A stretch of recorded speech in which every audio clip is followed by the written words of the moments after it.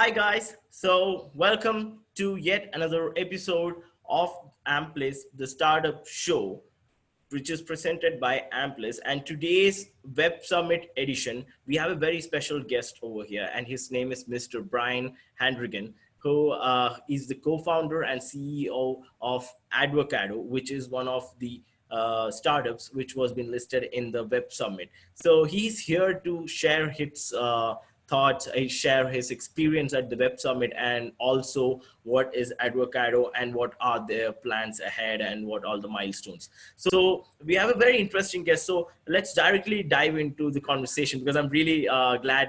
Thank you, Brian. Can you hear me? I can hear you perfectly. Awesome. So how's your day? It's going great. We've kicked off our morning, had our daily huddle, and just had our weekly leadership meeting. So off to a strong start. I guess all the updates for the Web Summit has been done. All the follow-ups has been done, or still it's going on? It's still going on. It was a really good show for us this year, definitely. Okay, please dive into it. How was the experience? Let's start with the day one. Well, so I want to actually take a second, if it's okay, to kind of lead in right to it. So day one was phenomenal. I actually had to leave early, and so my co-founder stayed around right past me. But our relationship with Web Summit really started about 18 months ago. Okay. When before we ever launched our product, we were at the Collision conference as an alpha company. So it's really exciting to be experiencing Web Summit as a growth company. For those that don't know, Web Summit has really three levels of startups. You have your alphas, your really tiny early companies. You have your betas when you're starting to get some traction. And then you have your growth companies that are really out there doing a bit more stuff. So it was really rewarding for us to be at Big Web Summit in Lisbon as a growth company, and obviously as a showcase startup. So with that all being said, it really created a different opportunity for us, a lot more strategic, right? As an alpha, you're just out there. And so as a growth company, it gave us a really good chance to be a little more thoughtful. To think about investors that we wanted to meet with, to think about potential partners we wanted to go with, and obviously working the floor. So our day on the floor with our booth was on the first day, and we had great traffic come through. But really, I think the most meaningful were two different areas. One, we launched our company in the US and in North America, and we have a lot of interest in expanding beyond our borders. And our patented technology works in other countries. So it was really important for us to continue those dialogues. And so where we had some conversations a year ago at Web Summit when we were a beta, this year we had a bit more meaningful, but also we're actually going through the process with some investors. So I think a lot of startups will go to a show like Web Summit. They're a bit haphazard in how they approach things, and they hope some investors are going to swoop in, find them on the floor, and then next thing you know, they're getting an investment. And I think one bit of advice is things really don't work that way. I guess it takes its time. Absolutely. It not only does it take time, but it's important to understand where your startup or your company fits in the investment strategy of a potential investor, and how they can bring more value than just money. And I know as we were talking earlier, right, there was the question you had of what kind of advice, right, would we have? And I think this is right where I'm going to call the value item number one, hopefully, of this talk is, if you're a startup out there, really understand and be strategic where you fit for investors. Are they investing in your stage? Are they investing in your sector? And then more importantly, start creating a relationship with them, early on, and don't do it just off the, on a floor at a conference. So looking into other people, so there were only very few growth companies. So how was your experience when it comes to an investor? Like you said, there was like investor cafes, investor meetings. So how did it went through? Was it a positive response? And also the pitch, how was it? It was definitely a positive response. Again, one of the things that we did up front was we investigated the different potential investors that are going to be there. We saw the ones where we had a good fit.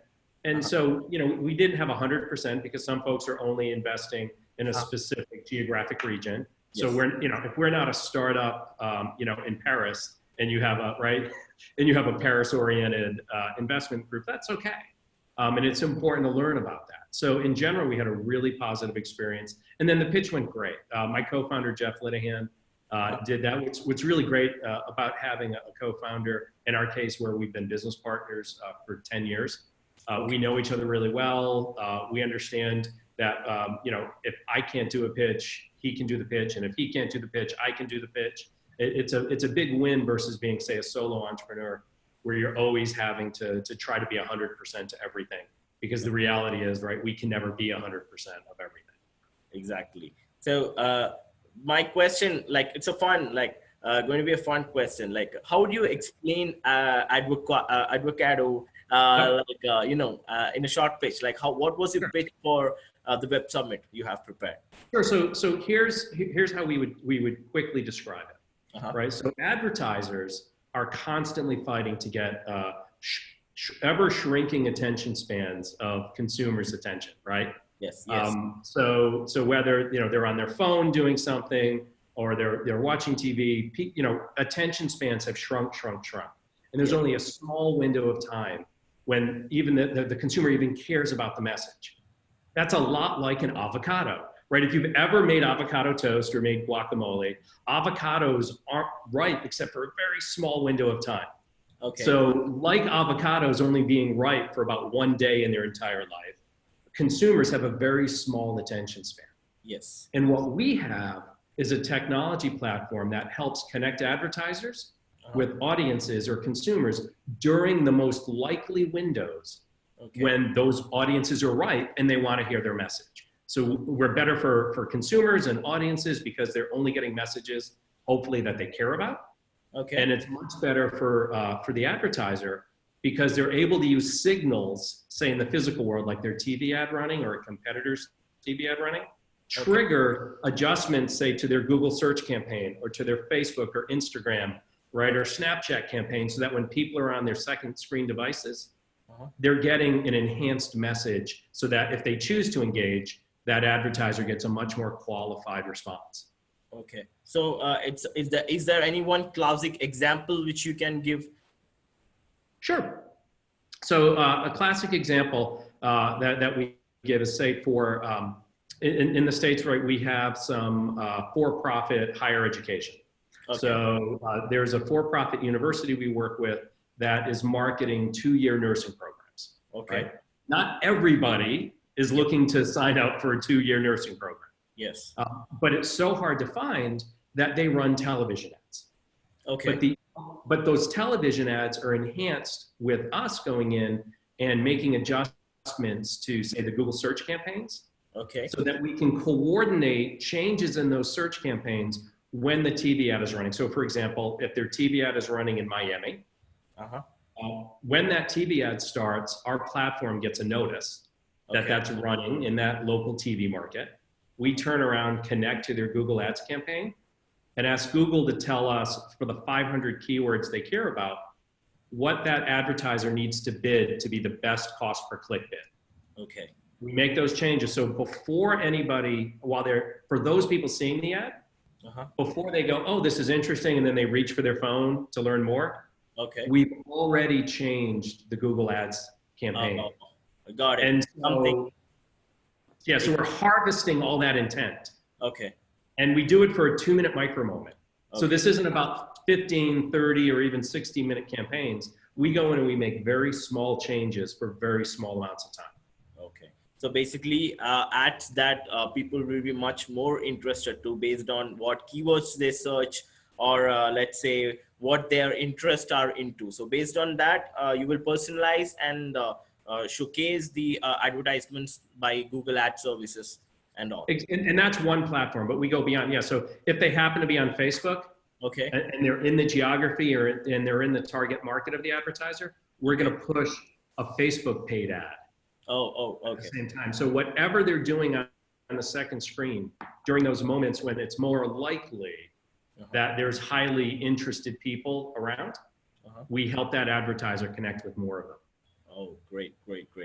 That's really futuristic, but it's very interesting.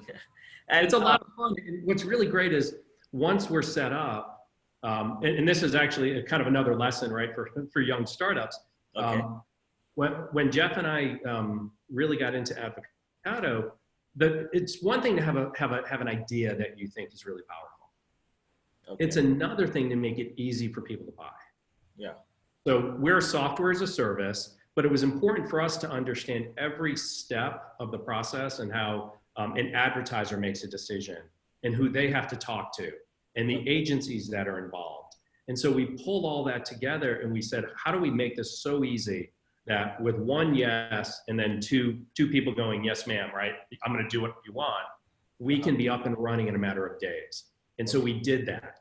And so, you know, deploying our technology, while it's highly complicated in what we do, we don't make it difficult for the advertiser or the agencies. So we can be up and running in days. And once we're operating, we just operate in the background. Okay. And we just, you know, every time, in this case, when we're doing television, every time the TV ad comes on, we amplify. At the end of the 2 minutes, we bring it all back down and we just up and down, and the campaigns just get that much more effective. Okay. So who is the target audience for Advocado? So we have a couple of different ways we look at our target, right? We really have 3 prongs to our go-to-market strategy. The most obvious are direct advertisers, right? So people that are advertising on television and online, or if their competitors are advertising on television and they're advertising online. So those are very clean. And we have our folks and our sales team going after those advertisers. Okay. But again, here's another lesson, right, for startups: understanding distribution channels. Okay. So, right, it's great if my salespeople and our salespeople can go out and talk to people, but what if we can create salespeople in other companies? And so one of the things that we really help are the traditional TV advertising industry, because all of a sudden that intent that those TV ads create is being amplified. And so we have a second go-to-market strategy working with TV stations and networks and cable and satellite systems, where they're creating new types of ad units that are powered by our technology. They're selling it to their customers. Yes. And then lastly are the advertising agencies that help advertisers, you know, that essentially sit in the middle between the advertiser and the TV station. Okay. So we looked at a way to get to all 3. Okay. That's like way too much of technology is coming in from every part. And just to ask out of curiosity, how did you start from zero to a stage, to a growth stage? So how was the journey and what all things you have done to reach the growth stage? Well, one of the really big things was we didn't rush to market. You know, Jeff and I, my co-founder Jeff, back in 2017, we left our last startup, which is still operating. We brought in an outside CEO, and we were ready to start building again. And this was one of the ideas we were looking at. And it's one thing to have an idea, and I think a lot of entrepreneurs go, I have an idea, it's so obvious, everyone's going to want to buy it, it's going to be great, and then they go in and they start building product. Okay. What we did was we identified what we had to do for a minimum viable product. And this was not pretty, it was not a sexy technology, but we said, okay, it's one thing for us to believe it's going to be powerful, it's another thing to have data. Okay. And so we built out our minimum viable product, and we found a customer willing to test with us. Okay. And when we did, we had goals. We said, if our test achieved X amount of performance, which was a 30% increase in click-through rates, right, during the test, then we should go ahead and raise the money to build out a platform. Okay.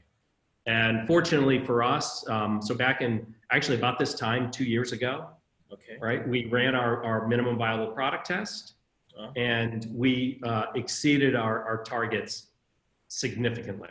We were hoping for a 30% increase in click-through rates, which for digital search marketers is a big bump. After 3 weeks, we'd increased click-through rates by 98%. So we nearly doubled the click-through rates. So we were very happy. But the other part of it was we had to understand why it was so much better than we thought it was going to be. Yeah. And so we got into researching where our flaws in our minimum viable product were. Yes. And so we did that. We built out our product for most of 2018. Okay. And then we launched out of beta. So we had very small amounts of revenue during 28 up to September. But when we launched into market in mid-September, we started generating revenue almost immediately. And so we've just been in market a little over a year. And this month we're going to exceed $1 million ARR. And so for those, right, so it's $1 million in annual recurring revenue. A big benchmark for SaaS startups normally takes about 2 years to get there. And what was important for us was that we had a clear understanding of the market. We started conversations with folks even before we came out of beta. And we also took the time to participate in important industry conferences.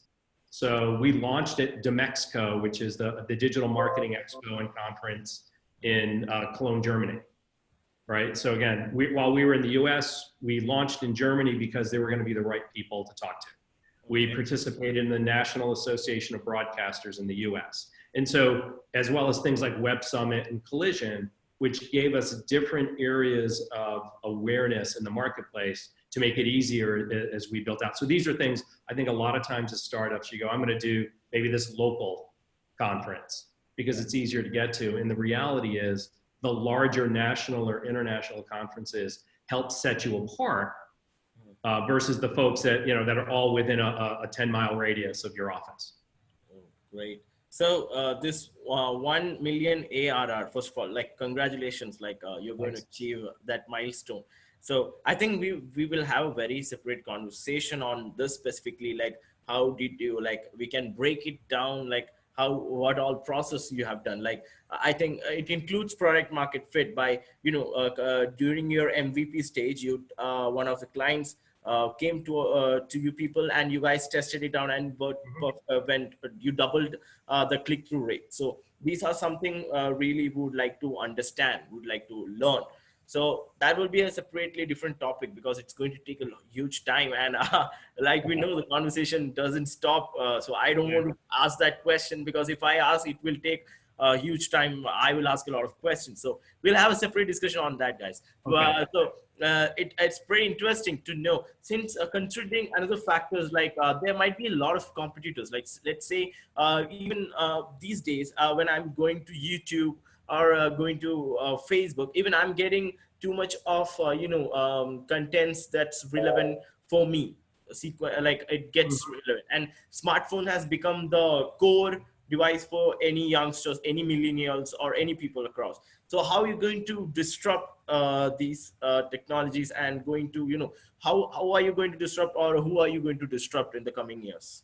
So what's really interesting is what we're disrupting is really a black hole that's existed in advertising, right? So when we think of the advertising technology landscape, for those that don't know, right, there are a lot of similarities to financial markets. Yes. Right? Because what happens in advertising technologies is you have seller side platforms, right? Where you have inventory and you're selling it, kind of like on a commodity exchange. Yeah.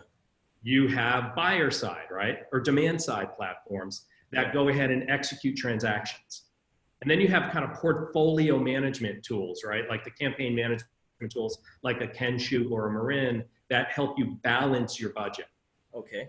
What's been missing in advertising technology that has existed in financial markets is the idea of low latency trading. And for those that don't know, low latency trading is simply artificial intelligence and speed of systems that predicts somebody's about to buy this stock and they're willing to pay X. We're going to come in and buy it for 2 pennies a share less. And so they essentially arbitrage the buying and selling on the markets. Okay. So in ad tech, we liken ourselves to an arbitrage platform for intent. Okay. We collect signals in the physical world that tell us that there's about to be intent. Okay. And then we go in, and so we're complementary. We're not disrupting the existing platforms. We're more complementary to them, where we go in and we go ahead and make real-time changes so that the advertiser can actually connect with more people faster. Okay. It's like integrating with the existing technology or collaborating with the existing technology. Exactly. It's one of the reasons why, whether it's folks here in the States like a large TV network or even Google, they don't see us as a competing product in their world. And actually, we're working on partnerships with folks like that because we make everything in the ecosystem work better and more efficiently. Okay. So just out of curiosity, just one question, very honest. Like, are there any competitors for this particular product or service you are going to develop, or is it just you people has started No, this?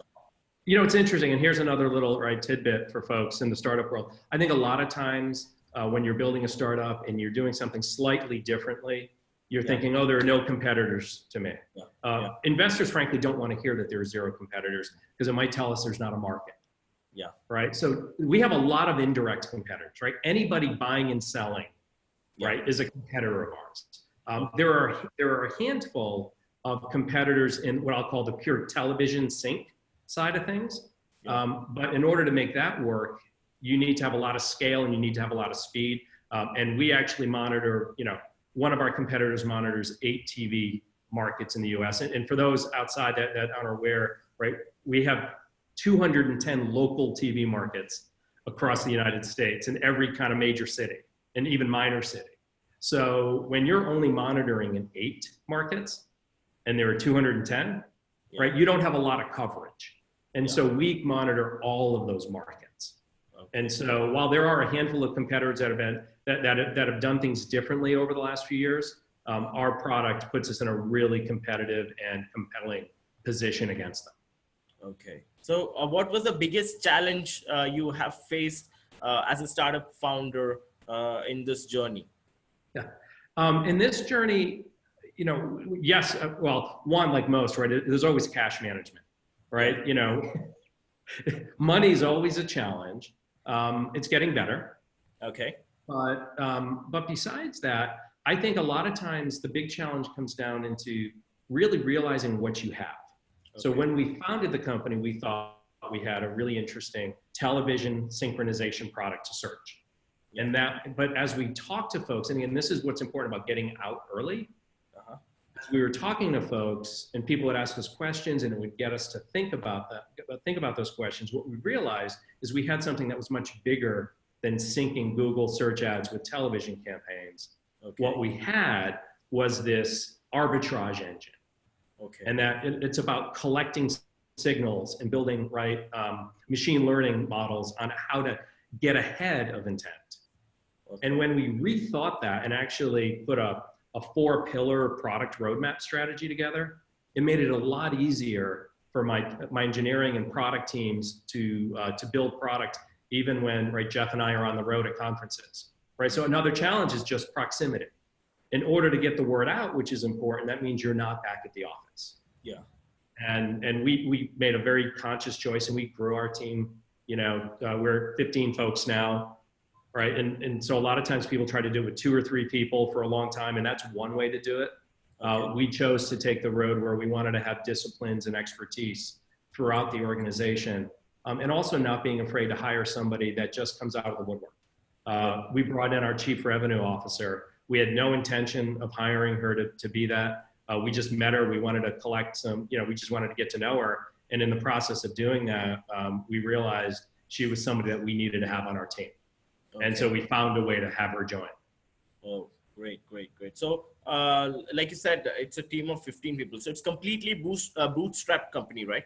No, we've raised the money. No, no, we've raised currently about $2.5 million so far. Still not a lot for a team this big. We're finalizing a little bit, and our plans, let's say, over the next 6 months are, as we exceed through from 1, hopefully to 2 to 3 or 4 million ARR, along with being cash flow positive, we'll then actually look to raise a fairly significant Series A so that we can scale the business in a very meaningful way. Okay, so that's the next 6 months milestones you're looking ahead. Yep, I knew you were going to ask, so I figured I'd help. That's great. Like you already thought everything ahead. So that's great. Even my questions also you have thought ahead. So that's great. It's great. Like it's a very wonderful conversation, Brian. Like you had, the concept is really interesting. But just just wanted to ask, like, data is always a challenge, right? Like considering a business like this. So how are you going to, consider data? Is data a big challenge for you, or it's like a piece of cake or something like that? No, I mean, interestingly, so data, we had collect lots of data. Yeah. And it's actually important. So for example, and we're also very concerned about privacy.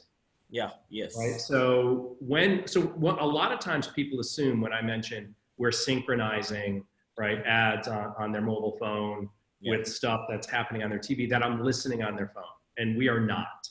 We actually use market-based systems so we have computers watching TV 24/7, and they're collecting this data and we're using it. But as a result, we end up collecting lots of data. Okay. Right. I mean, I can't even tell you, right, how many billions or now trillions, right, of records that we have, because we're also we have a website tag to track what happens on the website. So we do our best. Again, if we're right in Europe, IP address is now a protected asset. So we worry and we think about that a lot. Okay. But we've had to refactor our systems based on data, right? So here we are a year from launch, and before we were 6 months in, we sat down with engineering and we had to change. We were writing directly into our data store, and we had to change and use streaming services. And I think that's also a really important thing, is to think about, not just what happens if your product doesn't take off, but especially from the data side for startup founders, what happens if your product does take off? Yeah. How are what are the downside implications of your system slowing down? How do you get around that? How do you think about that? How does that affect cost? Right? Because we're an AWS shop. So, right, we spend a lot of money every month on AWS. And it's important so that we can have that solid infrastructure. Okay. That's a pretty broad answer. Like, since data has becoming a little bit of serious news across everywhere. So I was just curious, like, what kind of process or what kind of technology you have been implementing. It's pretty great. So, and I can see a very great team working all together for a wonderful product, Advocado. And I wish you all the best for the coming milestones, all the aspirations ahead. So it was you have already mentioned the advices. Okay, so like about don't look for direct investors, or let's say you spoke also about look for the channels, or look for how to distribute it. So great advices. So would you like to just brief all the advices together? Yeah, I think if we're going to put it down, right, while I did mention that money, right, is also an important part. Yes. I think it's important for startup founders to remember that not every dollar or euro invested is the same. Yes. Right, and making sure that there's strategic value and not just dollars if you can help it. We understand there are times, but that's important. I think the other part is start slow, then act fast, right? If you think about our journey, we took a lot of time in building out our minimum viable product and validating it and then building our product. But once we launched a year ago, we've gone really heavy on the gas pedal. Okay. Right, to go. So, right, start slow, but then move fast.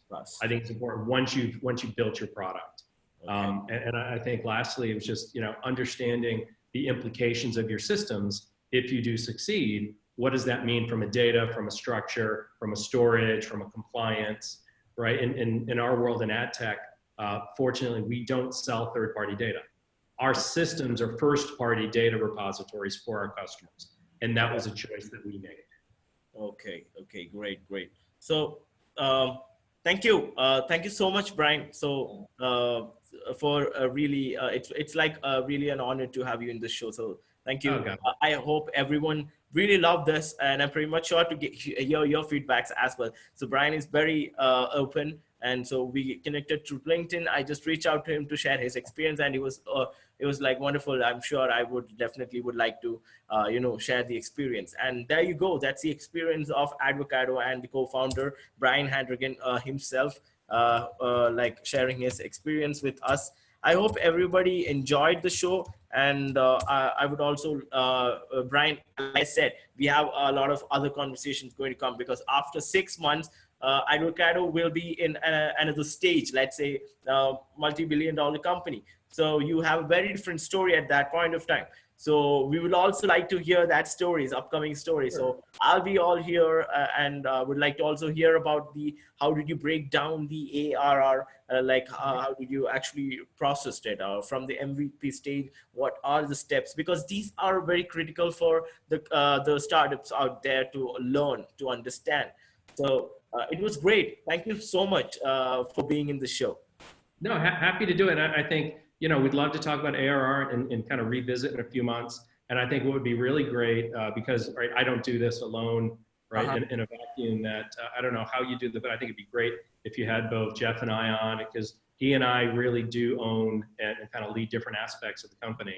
Okay. And I think co-founder chemistry is important for all startups to learn about. So yes. I think it'd be cool if the two of us came on. Great. So it's like a great partners out there.